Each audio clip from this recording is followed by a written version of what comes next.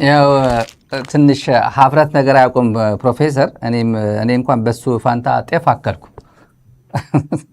ቀጥ መቀጠል ትችላለህ ፕሮፌሰር፣ መሀል ላይ ላቋረጥከው። ይኸውልህ እኚህ ሰውዬ የምስራቅ እዝ አዛዥ ነው አይደለም የሚባሉት? አሁን የጎጃም እዝ አዛዥ ብትላቸው ይሻላል። ወደ ምዕራብ ሄደዋ እኮ እዛ ነው የሚኖሩት። የምስራቅ እዝ አዛዡ ጎጃም ላይ ነው የሚኖሩት። አማራ ክልልን የሚመሩት አሁን አለን የአማራ ክልል ፕሬዚደንት፣ ስሙን እንኳን ሰምቼ አላውቅም። ስለመኖሩ ስሙን እንኳን ሰምቼ አላውቅም። ምን የሆነው ይሆን አላውቅም። ግን አማራ ክልልን የሚያስተዳድሩት ጀነራሎች ናቸው። በምስራቅ እዝ አንድ አሰፋ ቸኮል ነው የሚባለው በምስራቅ አማራ፣ በምዕራብ ደግሞ በቀለ ነው የሚባለው ብርሃኑ በቀለ ምዕራብ አለ። እዚህኛ አሁን ጎጃም ላይ ከምስራቅ ነቅሎ መጥቶ የጎጃም እዝ አዛዥ ሆኖ እዛ ከተቀመጠ 5 ዓመት ነው አይደለም እንዴ? እዛ ነው ያለው፣ እዛ ነው የሚኖረው፣ እዛ ነው የሚሰራው። ወለጋ ላይ ደግሞ አለ አንድ ዘውዱ ነው የሚባል፣ ወለጋ ላይ ደግሞ አንድ ሌላ አለ ዘውድ ሊስትሮ። አዎ እነዚህ ናቸው የሚያስተዳድሩት። አስተዳደር የለም፣ ሲቪል አስተዳደር የትም ቦታ የለም።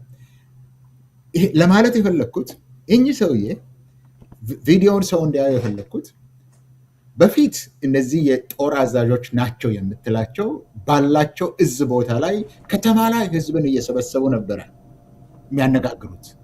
ንገሯቸው፣ ለልጆቻቸው ምከሯቸው፣ አስገቧቸው ምናምን እያሉ ሲለምኑ የነበሩት። አሁን የት ቦታ ሆኖ ነው ይሄ የጎጃም እዝ አዛዡ? እንደዛ ነው የምልህ።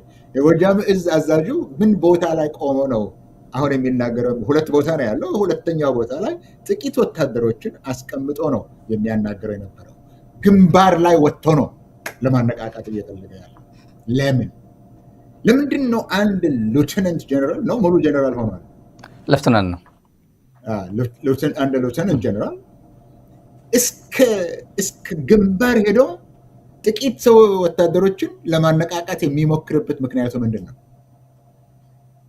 9 ዓመት 8 ዓመት ካዋጋኸው በኋላ ይደክማል። ወታደር ሰራዊት ይደክማል።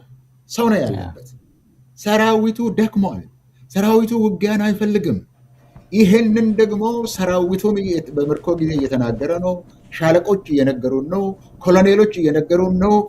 ጀነራሎችም ስንት ጊዜ ነግረውናል። እኔ ከበደ ረጋሳ፣ ዘውዱ ኪሮስ፣ አሁን ሰሞኑን ደግሞ አለምሸት በመደጋገም ጭራሽም ደግሞ የኤታማዦር ሹሙም ነግረውናል ችግር እንዳለ ነግረውናል።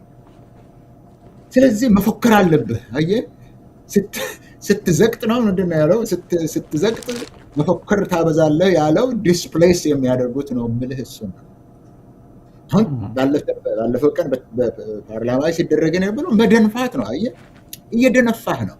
መሬቱ ላይ ግን እያየን ነው። መሬቱ ላይ ግን የመጨረሻዎቹ የደርግ ዓመታትን የሚመስሉ ጉዳዮች ናቸው። ስማቸው የተቃዋሚዎችን በተለይ አማራ ክልል ላይ ያሉት፣ ትግራይ እንኳን ይሄን ያህልም አይደነፉም።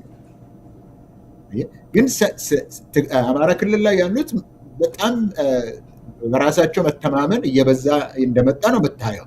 እናስወግደዋለን እያሉ ከማንም ጋር ሆነ እናስወግዳለን እያሉ በራስ መተማመናቸው እየጠነከረ ነው የመጣው።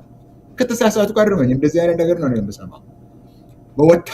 አንድ ከምስራቅ ከሐረር ነቅሎ የመጣና ጎጃም ላይ የከተመ ሰው ግንባር ላይ ሄዶ ጥቂት ወታደሮችን ሞራል ለመቀስቀስ የሚፈልግ ከሆነ የሞራል ከፍተኛ ውድቀት ደርሰዋል ማለት ነው። ስለዚህ አዲስ አበባ ላይ ያለው አዛዥ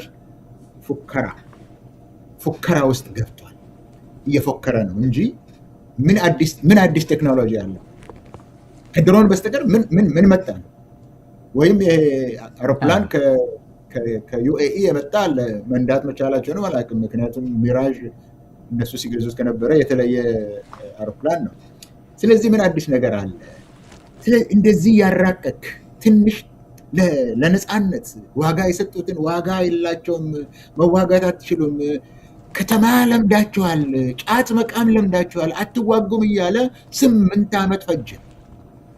ይሄው በ8ኛ ዓመት በአዲስ መንግስት ጅማሬው ላይ ደግሞ ፉከራ፣ ሽለላ፣ ቀረርቶ ነው አዲስ አበባ ላይ የነበረው ልልህ ነው። በጣም አመሰግናለሁ። አምና እኔ ላስታውስ ፕሮፌሰር አምና የአማራ ፖለቲካ እንዴት እየዘመነ እንዳለ በ2017 በግዕዝ ነው በ2017 የተናገርከው ንግግር ነበር። አረሳውም። እኔ የአማራ ክልል ፖለቲካ የፋኖ በተለይ በፋኖ ኃይሎች ፖለቲካዎች በጣም ብስለት እያሳዩ ነው። አይ ቲንክ የአስረስ ማረ ንግግር ኮት አድርገህ ነበር የተናገርከው መሰለኝ። ኢትዮጵያ ኢትዮጵያ የሚል ይሄ በየቦታው ተበታትኖ 4 ኪሎ እንገባለን እኛ እንገዛለን የሚለው ነበር አንዳንድ ልጆች እየወጡ ሲናገሩት የነበረው።